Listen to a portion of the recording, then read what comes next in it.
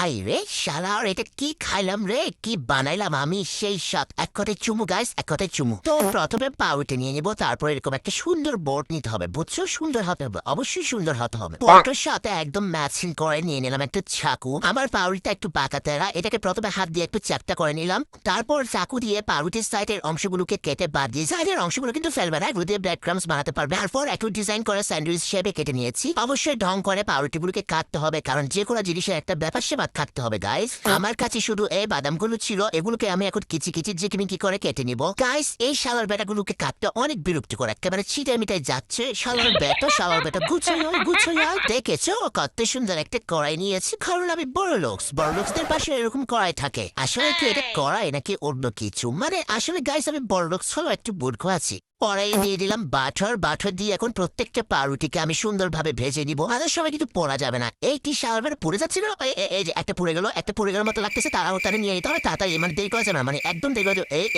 কি হলো, প্রত্যেকটা পুড়ে গিয়েছে গাইস, এখন কি হবে, তাড়াতাড়ি নিয়ে নি গাইস। এটা কেমনে হলো শালা বেটা বিয়াদ্দ বেটা যাওয়া বেটা, এক সাইডে দেখো একদম হয় নাই, আরেক সাইড একদম পুড়ে গিয়েছে, মানে কেমনে হয়, মানে এসবে হয় গাইস, সব সমস্যা এগুলি হয়। তো অবশেষে একটা বড় যুদ্ধের পর পাউরুটিগুলো সব আমি ভেজে নিয়েছি। এবার কড়াইটাই দিয়ে দিয়েছে চিনির সাথে দিব একটু পানি, এটাকে দেখি ক্যারামেল বানানো যায় কিনা।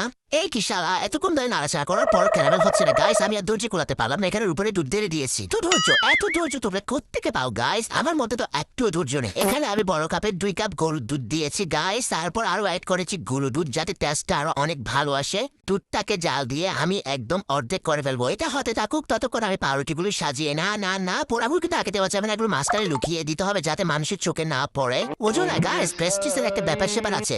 আমি অনেকগুলো বানিয়েছি, কারণ বিকেলে আমার মা আর বোন আসবে, তারও এক প্রকার রাক্ষস আছে। দেখো দুধটাকে জাল দিয়ে আমি একদম হাফ করে নিয়েছি। এখানে কিন্তু গাইস অনেক সর হয়েছিল। তো গাইস হয়েছে কি, আমি সরটা একটু চেক করতে চেয়েছিলাম, বাট চেক করতে গিয়ে আমি একটু বেশি খেয়ে ফেলেছিলাম, এই আর কি। সহ দুধটাকে আমি পাউরুটির উপর সুন্দরভাবে ঢেলে দিয়েছি। এবার এর উপর আমি নাটস গুলো ছিটিয়ে দিয়ে দিলাম, তারপর দিয়ে দিলাম কিশমিশ। তোমাদের কাছে যদি আরো বাদাম থাকে তাহলে তোমরা কয়েক প্রকারের বাদাম এখানে দিতে পারো। যেহেতু আমি বড়লোক তাই আমার বাসায় আর কোনো ধরনের বাদাম ছিল না, শুধু এটাই ছিল। আরে সেই তো জোশ লাগছে, তো মানে দেখে কিন্তু অনেক বেশি ইয়াম্মি ডেলিশিয়াস লাগছে, দেখে বোঝা যাচ্ছে এটা খেতে সেই স্বাদ হবে পাকা শিওর। এই প্লেট এগুলো খাবো আমি আর আমার হাজবেন্ড, আর এগুলো আমার মা আর বোনের জন্য রাখবো। তবে আমার জামাই কিন্তু মিষ্টি জিনিস খুব একটা বেশি পছন্দ করে না। তো গাইস এখন আমি তোমাদেরকে একটু খেয়ে দেখাই এটার টেস্টটা কেমন এসেছে। ও এফজি, মুখের মধ্যে পুরোটা ব্লাস্ট করেছে, মানে এত বেশি স্বাদ গাইস। প্লিজ তোমরা একবার হলো ট্রাই করিও। দেখো আমি পুরো চেরিপুটে শেষ করে দিয়েছি, কি একটা অবস্থা।